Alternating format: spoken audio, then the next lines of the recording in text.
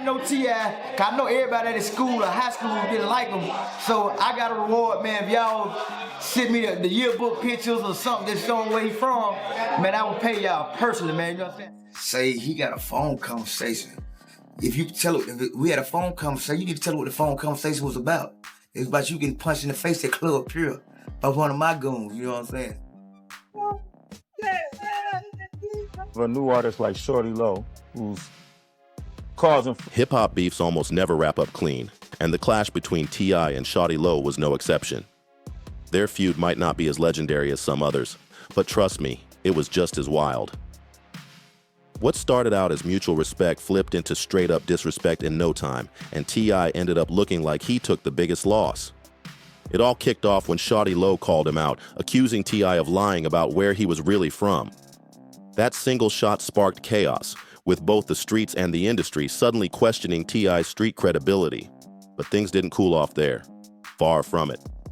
Shawty Lo's accusations threw gasoline on the fire and slapped T.I with one of the ugliest labels in the rap game. A snitch. That tag stuck like glue and has haunted him for years, with celebs still dragging it up even today. This beef exploded past talk and turned into all-out war. Diss tracks flying, public shots thrown, wild tension at shows, and even fists flying when their crews clashed. I'm on Bang Here for real. 2016. He's talking about y'all come and do something. Where we at right now? It was straight-up madness. So what really went down between these two heavyweights? Let's get into it. Shawty Lo had already carved out his lane in the game with his crew, D4L, while T.I was cementing his spot as one of Atlanta's top rap kings. Both claimed Bankhead as their turf, and both carried real street ties. So when their worlds collided, sparks were guaranteed. I had been grinding since he was just a kid, hustling and running into trouble with the law. By only 14, he'd already been locked up multiple times, showing early on he was knee-deep in that lifestyle. Shawty Lo's story was different. He jumped into rap much later. While T.I had been rhyming since the age of 8 and slinging mixtapes out the trunk of his car by 1996, Shawty was still knee-deep in street business. When T.I started making noise, he dropped his first video, I'm Serious, in 2001. And here's the wild part. Oh, you were saying T.I was a rat. Well, yeah. Man, everybody knows. Everybody knows. Most of the flashy cars in that video were actually borrowed straight from Shawty Lo, who already had his name cemented in the streets. And if you look close, you'll even spot Shawty himself casually strolling through the video. Back then, things looked smooth between them. But sooner or later, it all went left. After Shawty Lo stepped away from D4L to chase a solo career, the timing couldn't have been more dramatic. By then, T.I was already a giant. Grammy wins, chart-topping anthems, and the crown as one of the South's biggest rap kings. Yet despite the fame, T.I always pushed the image that he was still tied to the streets. Naturally, Shawty reached out, hoping they could link up on a track and make history together. But T.I shut it down, and that's when the cracks started showing. Word on the block was that Shawty felt flat-out disrespected. After all, he was the one who had looked out for T.I in the early days, even lending him cars for that I'm Serious video. Now it seemed like T.I was acting brand new, almost like he didn't even know who Shawty Lo was. Shawty didn't take that rejection quietly. He started firing shots, while T.I stood firm with his own side of the story. T.I insisted it wasn't personal. He just wasn't feeling the track Shawty Lo wanted him on. But as more layers peeled back, the backstory between these two got even deeper. Sometimes, you know, you find yourself in positions around people who don't like you, but most of the time that's just because they don't like their damn self, you know?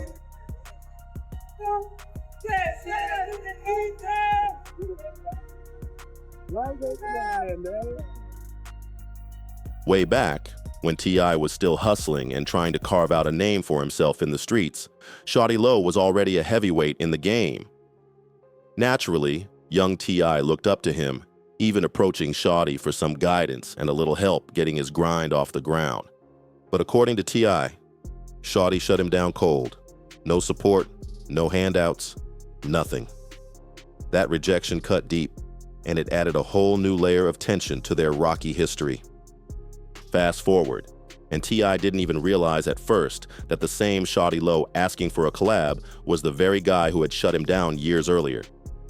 Once he connected the dots, T.I. slammed the door and made it clear there was no way he was hopping on that track. Then, about a year before their feud really caught fire, T.I. got caught up in a nightmare that threw his street credibility into the spotlight. Just hours before he was set to hit the stage at the BET Hip Hop Awards in Atlanta, federal agents swooped in and took him down. The charges? Deadly serious. 3 unregistered machine guns, 2 silencers, and being a convicted felon in possession of firearms.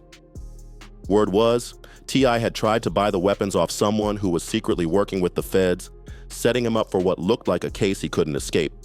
For T.I., this was the ultimate nightmare. Is the reason he made that song, it was because I didn't get on a song that he wanted me to get on for them, but that just wasn't my thing, you know what I'm saying? Like, the music that they were doing, I didn't feel it fit me. It wasn't, you know. With a long rap sheet already stacked against him, these new charges had him staring down a possible 10-year sentence. Fans were preparing for the worst, thinking he'd be gone for a long time. But then, something shocking happened. Instead of a decade behind bars, T.I. pleaded guilty and walked away with just a 1-year sentence. And the twist? He didn't even serve the full stretch. He was back out after only a few months. That light sentence had everybody buzzing. How does someone get caught trying to scoop up machine guns, admit guilt, and then slide out with barely a slap on the wrist? It didn't add up for a lot of people, and Shawty Lo wasted no time stirring the pot, dropping hints in interviews and pushing those rumors every chance he got. Thing that any Atlanta say when he wants you when he looking for an opportunity from you. Yeah. With me. I say, man, you know what I'm saying? Like 200, baby, you know what I'm saying? So like, did me just like this. Hit your weight up. Rolled the dice, kept the game. Shawty Lo didn't bite his tongue. He hinted heavy that the only way T.I. could walk away with such a sweet deal in a federal case was if he'd worked with the feds. He never said it outright, but the message was loud and clear. He was branding T.I. a snitch. The accusations caught fire fast. But here's the twist. T.I. might have been the one to sneak in the first jab way back in 2007. When he dropped his hit Big Things Poppin', fans swore some of those bars were aimed straight at Shawty Lo. In the track, T.I. spits, "Do it to the maximum, take it while you asking them. Don't listen to them suckers when they say you too irrational. See, I said I was king, and them lames started laughing. Them same suckers now want the king on a track with them." It sounded like more than just a coincidence. It felt like a subliminal shot. Those lines seemed to point straight at Shawty Lo, who was still bitter over T.I. shutting down his collab request. Never say nothing though. I ain't raised no hell. You know what I mean? And when I found out that was him, I was like, oh, get your weight up. After T.I. served his time and jumped back into the game, he finally addressed the rumors and all the growing tension between him and Shawty. In an interview with MTV, T.I. brushed it all off, saying he didn't need to ride anyone else's name to stay relevant, calling the whole idea pure nonsense. Then came the spicy moment with DJ Sway. When he asked T.I. if Shawty Lo was even a real competitor, T.I. didn't even waste energy giving a serious answer. He just laughed, straight up treating the question like a joke. That chuckle alone spoke louder than words. That brush-off lit a fire under Shawty Lo, and he came swinging even harder. Remember the server? Go serve you later on? He started tearing into T.I.'s image, questioning his authenticity, and blasting his claims of being from Atlanta's West Side, specifically Bankhead. For years, T.I. had proudly repped Bankhead in his music, but Shawty wasn't buying it. He flat out claimed that nobody in Bankhead even knew T.I., accusing him of building a fake street story just to boost his rap persona. To put his point in stone, Shawty dropped the diss track Done Done It, aimed directly at T.I. On the record, he rapped, "I've done it all, I've done it all. Who mentioned Bankhead didn't acknowledge me? What? You blind? Need some glasses to see?" He piled on even more heat with bars like, "Yeah, I'm hot, dude." It wasn't just a diss. It was Shawty trying to strip T.I.'s street card in front of everyone. Shawty Lo kept pressing the gas with his bars. They say I'm burning up, me the rare dude. I'm finna turn it up, add the fire to the flame. Who mentioned Bankhead? Didn't say my name. I mean, I never looked to gain acknowledgement or recognition by mentioning anyone else's name. It was an issue with me and another person. It was an issue with me and another person. It wasn't a publicity stunt or a But the line that really stuck and turned into the catchphrase of the whole feud was when he rapped.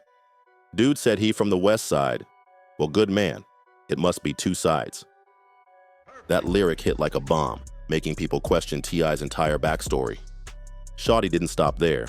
He doubled down by shooting a whole video cruising around Bankhead, interviewing locals and asking if they even knew T.I.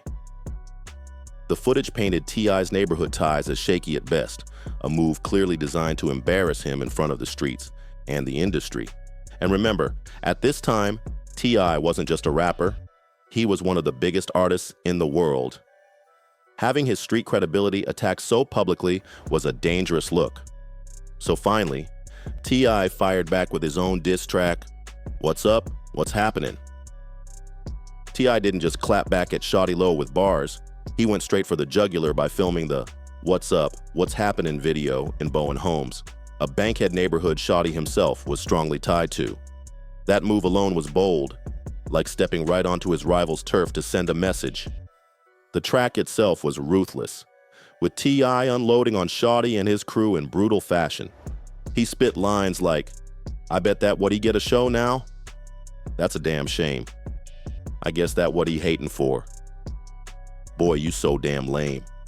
Your clique the same, just a bunch of walking stains. Disgrace the A? You give the city such a bad name. You don't take it personally. I'm sorry.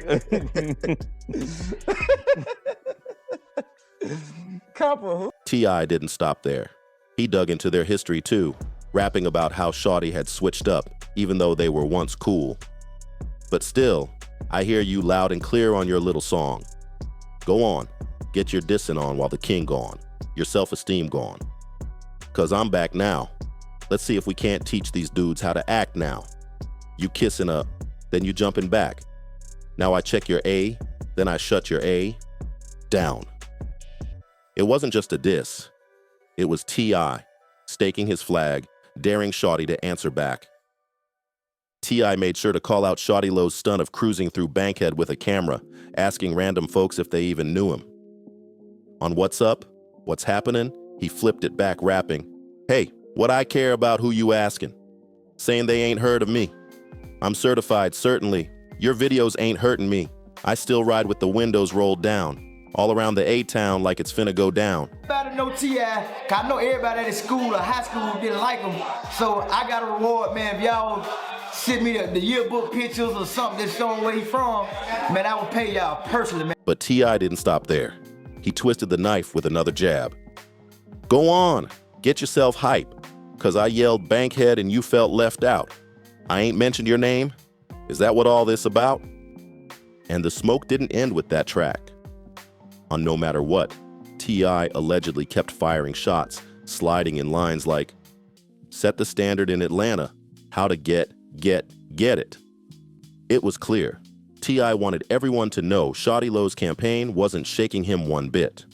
T.I. doubled down hard on his throne with bars like, so you up-and-coming rappers want to diss just off it? I'm officially the realest, point blank, period. Whether I still live in the hood or just visit, whatever you can do in the hood, I done did it. That's why the dope boys and the misfits feel it. This still his city, long as Tip livin'. With lines like that, he was shutting down any doubts about his credibility or his connection to the streets, loud and clear. By this point, T.I. had shut down nearly every question about his credibility or his street ties. But the tension wasn't going anywhere. By late 2008, things were boiling over, and it all came to a head at the infamous Dirty Awards in Atlanta that November. Both T.I. and Shawty Lo were in the building, and their crews were locked in on each other from opposite sides of the room. At first, the vibe was tight but controlled, just heavy stares, and unspoken tension. Original from Bankhead, man. You know what I'm saying? We won't know, man. How you seen T.I? How you seen him? Y'all gonna try to keep putting by y'all. We won't know, man. How y'all seen T.I? Is he from Bankhead? Man, we ain't seen enough when he bricks, man. But the moment Shawty Lo hit the stage and started performing his diss track, Done It, the atmosphere exploded. Witnesses say it was like someone lit a fuse. And as Shawty performed, members of T.I.'s camp began hurling chairs across the venue. The chaos got so wild that the Dirty Awards had to be shut down mid-show while security scrambled to calm things down. During the break, word is T.I and Shawty Lo actually crossed paths backstage and supposedly agreed to squash the beef, or at least make it look that way on the surface. But whatever peace was made didn't last long. When the show kicked back off, T.I hit the stage and, according to witnesses, threw fresh shade at Shawty right in front of the entire crowd. That was it, the final straw. Times you know you find yourself in positions around people who don't like you, but most of the time that's just because they don't like they damn self, you know?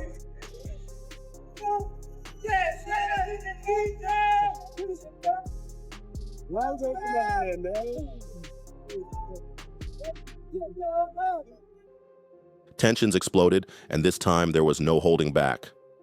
Both camps rushed in, fists flying, turning the awards show into a full-on brawl.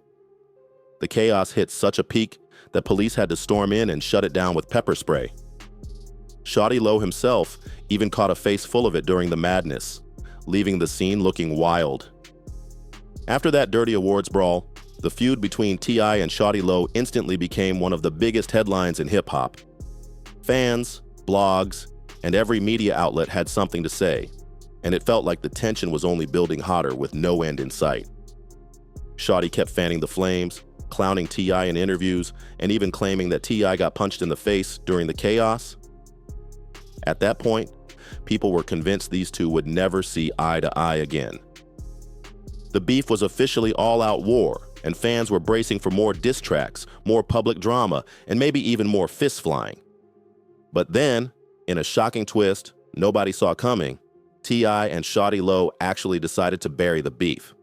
To make it official, they even hit the stage together for a performance at T.I.'s own club in Atlanta. Seeing the two share the spotlight was a huge moment, not just for the city, but for the entire culture. From there, both men kept building their legacies. T.I went on to cement his place as one of the greatest rappers Atlanta has ever produced, while Shawty Lo stayed respected in the streets and loved in the city. But then tragedy struck.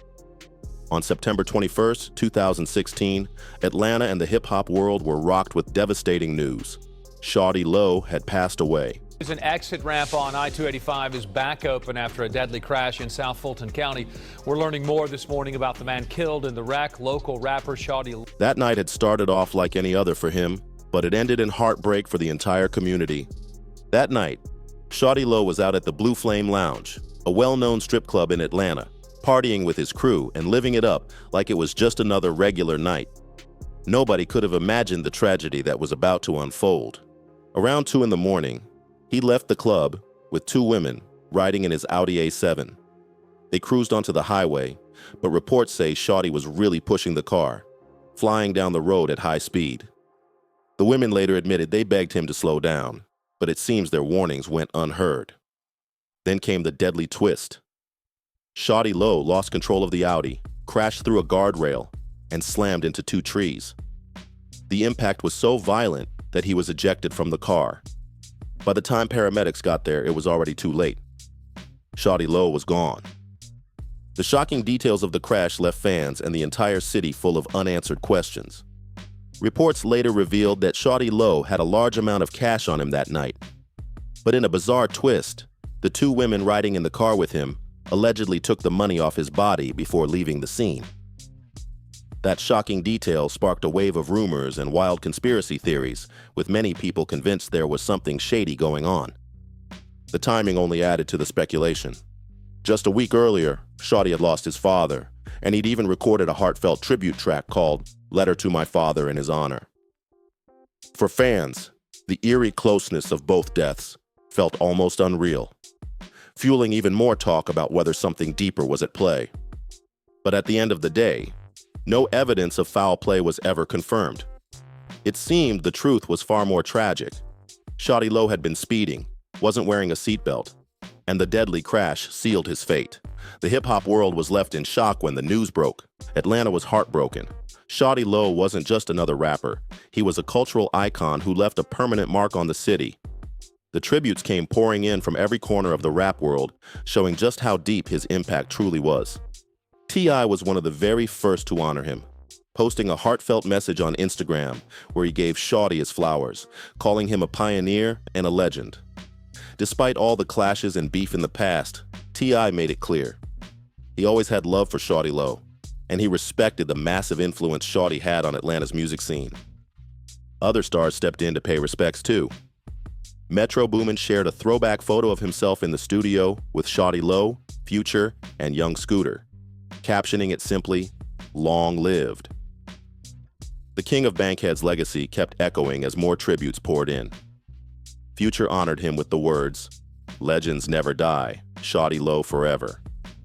Lil Yachty also showed love, posting an old interview clip of Shawty and tweeting, "Rape Shawty." Even his longtime friend Gucci Mane reacted to the loss, writing, "Damn it, man, R.I.P. Shawty Lo." The truth is, without Shawty Lo and D4L, Atlanta's rap game wouldn't look the same today. He opened doors, set trends, and paved the way for a wave of new artists who carried the city's sound to the world. Sadly, he isn't here to see just how far his influence reached, but his impact is forever. If you enjoyed this deep dive into one of hip-hop's wildest stories, make sure to hit that like button and subscribe for more crazy rap tales coming your way.